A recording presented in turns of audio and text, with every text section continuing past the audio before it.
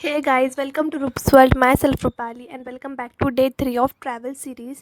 And आजचा blog start झाला राजस्थानमध्ये. ॲक्च्युली राजस्थान बॉर्डरवरतून जिथं आम्ही फर्स्ट सकाळी मॉर्निंगमध्ये दर्शन घेतलं पशुपतीनाथ मंदिराचं.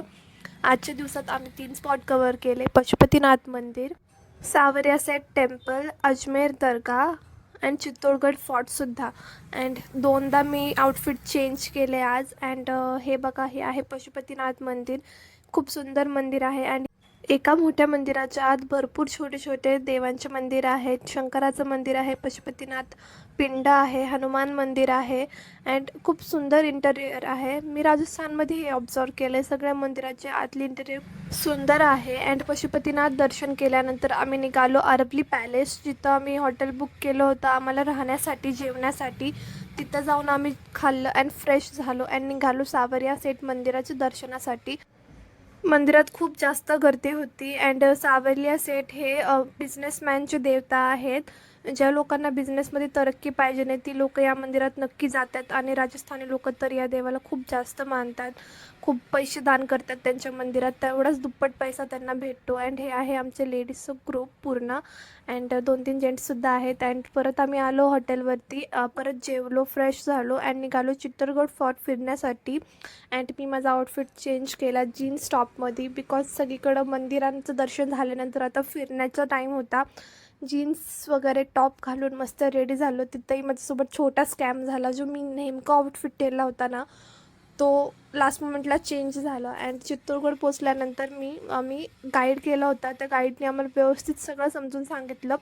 चित्तोडगड फोर्ट 700 मीटरमध्ये पसरलेला आहे, म्हणून तो चालत फिरण्यासारखा नव्हता. सो आम्ही जीप केली होती. जीपमध्येच आम्ही पूर्ण फोर्ट फिरलो. जिथे जिथं मेन स्पॉट आहे तिथं तिथं गाईड्स थांबायची जीप अँड तिथल्या स्पॉटची आम्हाला माहिती सांगायचे. अँड ही तर आहे आमची जीप आणि हे माझ्या लेडीजचं ग्रुप आहे. अँड आम्ही खूप जास्त एन्जॉय केलं. आम्ही पद्मिनी महल पाहिलं चित्तोडगडमध्ये.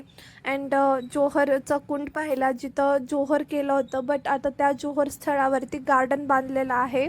आधीच्या काळी तिथं पूर्ण कुंड होता, जिथं पद्मिनी राणीने जोहर केलं होतं. खूप लोकांना पद्मिनी आणि पद्मावतीमध्ये कन्फ्युजन आहे. बट महाराणीचं नाव पद्मिनी होतं, पद्मावती नाही. ते मूवीमुळे सगळ्यांना मिसअंडरस्टँडिंग झाली आहे. अँड हे महाराणी पद्मिनीचं महल पण खूप जास्त सुंदर आहे. फोर्ट पाहून आम्ही निघालो गडकालिका माता दर्शनासाठी. अँड तिथं दर्शन घेतल्यानंतर आम्ही निघालो कीर्तिस्तंभ बघण्यासाठी. ते जे स्तंभ आहे ते जैन लोकांनी स्थापित केलेलं आहे. तिथं जैन मंदिरसुद्धा आहे. ते स्तंभ जैन धर्माला रिप्रेझेंट करतं. तिथून हे सनसेटचा व्ह्यू किती सुंदर दिसत होता. सनसेट पाहिल्यानंतर आम्ही निघालो राजस्थानच्या एका लोकल शॉप. तिथं त्या लोकांनी आम्हाला वेगवेगळ्या टाईपच्या साडी दाखवल्या. साडी खूप जास्त सुंदर होत्या. बट आउट ऑफ बजेट असल्यामुळं कुणीही विकत घेतली नाही साडी. बट जर तुमचं बजेट असेल तर राजस्थानच्या साड्या नक्की घ्या. खूप भारी होती डिझाईन वगैरे अँड युजफुल होते. त्यानंतर रात्री जेवण करून आम्ही निघालो अजमेरसाठी. तिथं दर्ग्यामध्ये दर्शन घेतलं रात्री 2 वाजता. रात्रभर ट्रॅव्हल केल्यानंतर आम्ही सकाळी पोचलो पुष्करला. अँड पुष्करचा ब्लॉग तुम्हाला डे 4मध्ये दिसेल. So this is all about blog. Video आवडला असेल तर like, comment, share, subscribe. Bye guys, भेटूया नेक्स्ट व्हिडिओमध्ये.